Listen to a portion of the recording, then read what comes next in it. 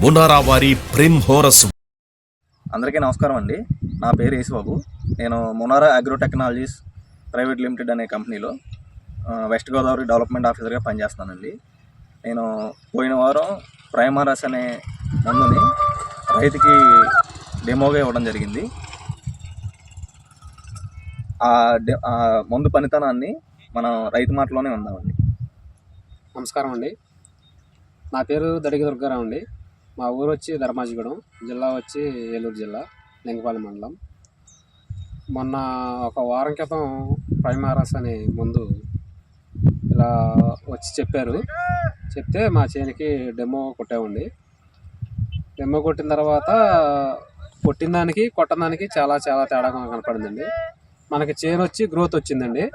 Growth వచ్చి బాగా growth వచ్చి చెట్లు బాగా పెరిగి పూత కాపు బాగా సెట్ అయిందండి.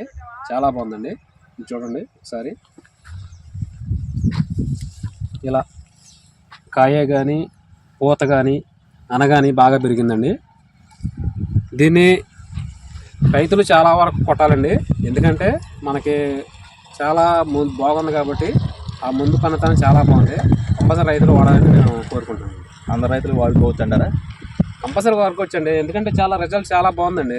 బాగుంది కాబట్టి మనం కొడతాం. కొట్టిన తర్వాత చాలా బాగుంది తోట. కొట్టాలండి, కంపల్సరీ రైతు కంపల్సరీ కొట్టాలండి.